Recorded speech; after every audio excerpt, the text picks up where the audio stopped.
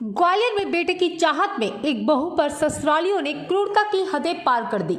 हजीरा थाना क्षेत्र में ससुरालियों ने बहू को जहरीला पदार्थ पिलाया, फिर गला घोंट दिया। जब बहू मरणासन हालत में हो गई तो उसे अस्पताल में छोड़कर भाग निकले।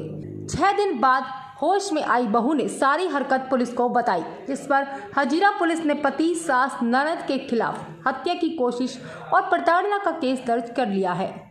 उत्तर प्रदेश के आगरा की रहने वाली पिंकी शर्मा की शादी 2018 में ग्वालियर के कांच मिल निवासी राहुल शर्मा के साथ हुई थी। शादी के 2 साल बाद पिंकी ने बेटी को जन्म दिया, जिस पर ससुराल पक्ष के लोग पिंकी को प्रताड़ित करने लगे।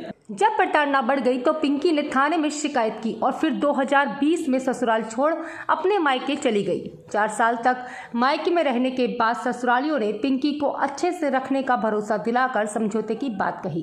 ग्वालियर में 13 जुलाई को इनके समझौते की तारीख थी, लेकिन ससुराल के लोग इसे दस्तावेज बनवाने के बहाने पिंकी को तारीख से पहले ग्वालियर ले आए। इस दौरान 12 जुलाई की रात पिंकी की ससुराल वालों से किसी बात पर बहस हो गई तो गुस्साए पति, सास, ननद ने उसे पीटना शुरू कर दिया। इसके बाद जबरन जहर खिलाया, फिर साड़ी का फंदा बनाकर गला घोंटने का प्रयास किया। बाद में उसे मरणासन हालत में अस्पताल में भर्ती कराकर भाग गए।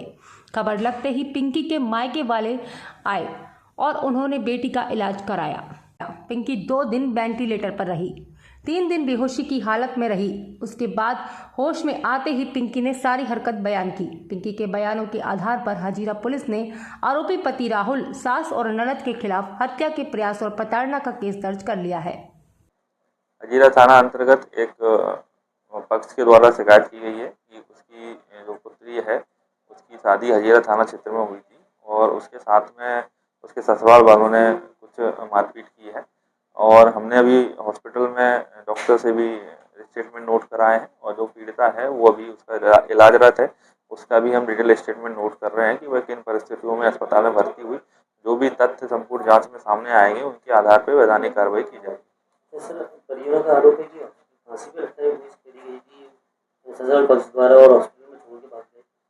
पूर्व में भी परिवारजनों द्वारा शिकायत की गई थी कि ससुरालजन जो हैं वो जो महिला जो अभी अस्पताल में भर्ती है उसको प्रताड़ित करते हैं और इनके बीच जो भी गृह कलेश की वजह से आपस में मनमुटाव भी चल रहा था। तो अभी ये कहना संभव नहीं है कि किन परिस्थितियों में घटना हुई है, लेकिन इलाज हेतु जो महिला को भर्ती कराया गया है और आसपास के स्वतंत्र साक्षियों के भी कथन किए जा रहे हैं। जो भी घटना हुई होगी उसके आधार पे एक जो भी अपराध बनता होगा वो पंजीबद्ध किया जाएगा और महिला को उचित इलाज के बाद उसका जो भी स्टेटमेंट होगा उसके आधार पर कार्रवाई की जाएगी।